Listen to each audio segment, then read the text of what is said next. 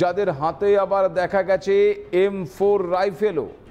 আর এদিনই খাইবার পাখতুনখোয়ার মানসেরাতে চলেছে জৈশে জঙ্গির নিয়োগ কর্মসূচি।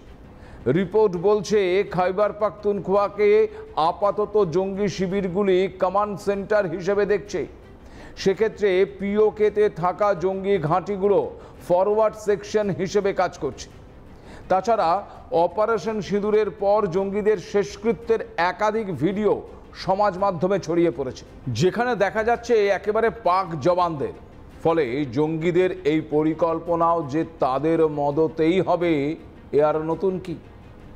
তবে শান্তিতে অশান্তিমূলক কার্যকলাপ কি চালাতে পারবে জঙ্গিরা, তাও আবার ঘাঁটি বদল করে? এমনিতেই খাইবার পাখতুনখোয়া এলাকায় দীর্ঘদিন ধরে স্বাধীনতার লড়াই চলছে। ফলে বালুচিস্তান লিবারেশন আর্মি এবং মজিদ ব্রিগেডকে টাইট দিতেও জঙ্গিদের ব্যবহার করতে পারে ISI। কারণ বিদ্রোহীদের হামলার হাত থেকে পাক সেনাবাহিনী এবং নিরাপত্তা রক্ষীদের শহীদ হওয়ার থেকে কয়েকটা জঙ্গি সংঘর্ষে মারা গেলে পাকিস্তানেরই আখেরে লাভ। তবে পাকিস্তান কি আদৌ লাভ ক্ষতির কথা ভেবে এই জঙ্গি পালন করে? এটাও একটা বড় প্রশ্ন। এটা বোধহয় তাদের একেবারে রক্তেই রয়েছে। এর মধ্যে আরও একটি নতুন খবর সামনে এসেছে। আগামী 25শে সেপ্টেম্বর নিষিদ্ধ জঙ্গি সংগঠন জৈশে মোহাম্মদের প্রতিষ্ঠাতা মাসুদ আজাহারের ভাই ইউসুফ আজাহারের স্মরণ সভা আয়োজিত হবে ওই পাকিস্তানে। পেশোয়ারের মারকাজ শহীদ মাকসুদাবাদে হবে এই অনুষ্ঠান, যেখানে যোগ দেবে বহু নিষিদ্ধ সংগঠনের নেতা এবং কর্মীরা। তবে গোয়েন্দাদের অনুমান স্মরণ সভার আড়ালে চলবে জঙ্গি সংগঠনের সদস্য বাড়ানোর কাজ। মুরাবিতুন নাম ব্যবহার করে এই কাজ চালানো হবে। মুরাবিতুন কথার অর্থ ইসলামিক দেশের রক্ষাকর্তা। গোটা বিষয়টি থেকে নজর ঘোরাতেই নাকি এই নতুন নাম ব্যবহার করবে তারা। আর এর নেপথ্যে রয়েছে কুখ্যাত পাক গুপ্তচর সংস্থা ওই ISI। এখন বিষয় হচ্ছে, যতই জঙ্গিরা নিরাপদ জায়গায় সন্ধান করুক, যতই তারা সদস্য সংখ্যা বাড়ানোর চেষ্টা করুক, তারা এখন চরম বিপদ সীমায় রয়েছে। কারণ এই খাইবার পাখতুন এলাকা আসলে আফগানিস্তান লাগোয়া। ফলে এই এলাকার একটা বড় অংশ অলিখিতভাবে নিজেদের দখলে রেখে দিয়েছে ওই তালিবানরা। পরিস্থিতি এতটাই জটিল যে সেই সমস্ত এলাকায় পা মারাতে ভয় পায় খোদ পাকিস্তানি সেনারাও। এমনকি মাঝে মধ্যে হামলার মুখেও পড়তে হয় তাদের। আবার আফগানিস্তান দখলের পর থেকে পাকিস্তানিদের সঙ্গে আদায় কাজকলায় সম্পর্ক হয়েছে ওই তালিবানদের। এই পরিস্থিতিতে নতুন ঠিকানা জৈশ কিংবা মুজাহিদিনদের জন্য কতটা নিরাপদ তা নিয়ে প্রশ্ন থেকেই যাচ্ছে।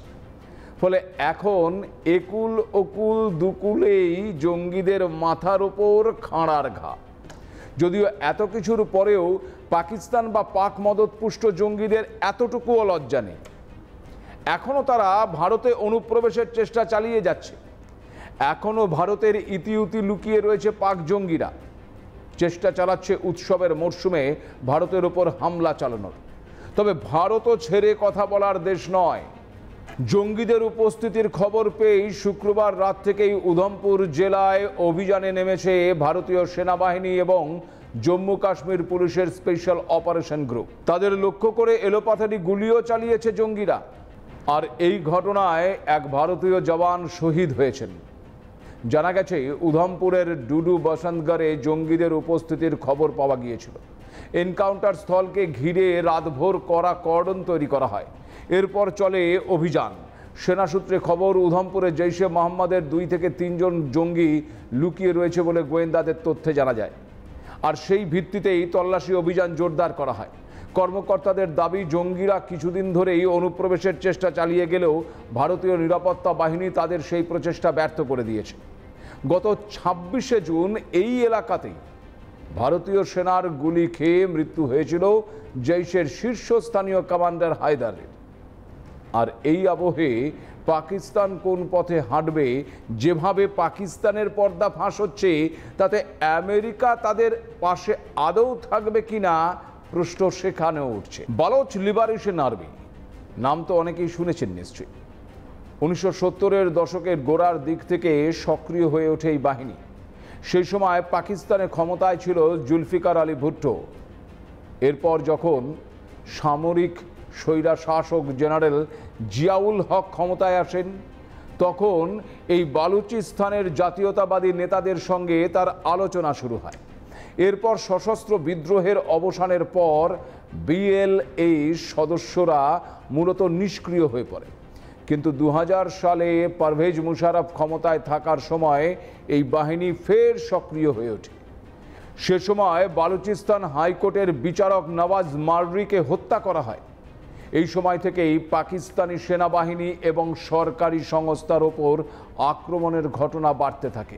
এমন একাধিক হামলার ঘটনার দায় স্বীকারও করে নেয় ওই বালোচ আর্মি। পাকিস্তানে 2006 সালে বালোচ লিবারেশন আর্মিকে নিষিদ্ধ ঘোষণা করা হয়। এক কথায় বলতে গেলে বালোচ লিবারেশন আর্মি, সংক্ষেপে ওই বিএলএ হলো পাকিস্তানের সবচেয়ে আলোচিত এবং বিতর্কিত সশস্ত্র সংগঠনগুলোর একটি। পাকিস্তানের মানচিত্রে সবচেয়ে বড় প্রদেশ হলেও এই বালুচিস্তান আজও একটা অনুন্নত, অশিক্ষিত এবং সুযোগ সুবিধাহীন এলাকা হিসেবে পড়ে রয়েছে। অথচ এই প্রদেশের অর্থাৎ এই বালুচিস্তানের মাটির নিচে রয়েছে বিশাল গ্যাস ক্ষেত্র, কয়লা খনিজ আর গোয়াদর বন্দর, যা গোটা পাকিস্তানের অর্থনীতির জন্য অত্যন্ত গুরুত্বপূর্ণ। এখানেই ওই বালুচদের ক্ষোভের শুরু। তাদের দাবি এই সম্পদের মালিক আসলে তারা, অথচ এর লাভ ভোগ করছে ওই ইসলামাবাদের ক্ষমতাবানরা। এই বালুচদের জাতীয়তাবাদী আন্দোলনের ইতিহাস অনেক পুরনো। পাকিস্তান রাষ্ট্রের জন্মলগ্ন থেকেই শুরু। স্বাধীনতার কয়েক বছরের মধ্যেই বিদ্রোহের সূচনা হয়েছিল এই বালুচিস্তানে। আর সেই বিদ্রোহ দমন করতে পাকিস্তান সেনাবাহিনী বারবার অভিযান চালিয়েছে। হত্যা করা হয়েছে, গুম করা হয়েছে, নির্যাতন করা হয়েছে, এমনকি দমন নীতির কারণে সেখানে এক গভীর ক্ষত জন্মেছে। রাজনৈতিকভাবে বালুচদের কণ্ঠস্বর সবসময় কোণঠাসা করা হয়েছে। যারা অধিক স্বায়ত্ত শাসনের দাবি তুলেছে তাদের হয় দেশদ্রোহী বলা হয়েছে, নয়তো জোর করে চুপ করিয়ে দেওয়া হয়েছে। এই দমন নীতির ফলে জাতিগত পরিচয়, ভাষা আর সংস্কৃতিকে বাঁচানোর সংগ্রাম ক্রমেই সশস্ত্র রূপ নিতে শুরু করে। তাদের দাবি একদম স্পষ্ট, বালুচিস্তান পাকিস্তানের অংশ নয়, বরং এটি একটি স্বাধীন রাষ্ট্র হওয়া উচিত। আর সেই স্বপ্ন বাস্তবায়নের জন্য তারা অস্ত্র তুলে নিয়েছে। বালোচ লিবারেশন আর্মির জন্ম আর অস্তিত্ব আসলে ওই পাকিস্তানের ব্যর্থতার প্রতিচ্ছবি। প্রাকৃতিক সম্পদে ভরপুর একটি প্রদেশকে যদি শিক্ষা, স্বাস্থ্য, কর্মসংস্থান আর ন্যায্য রাজনৈতিক অধিকার দেওয়া যেত, তাহলে হয়তো আজ অস্ত্র তুলে নিত না ওই বালোচরা।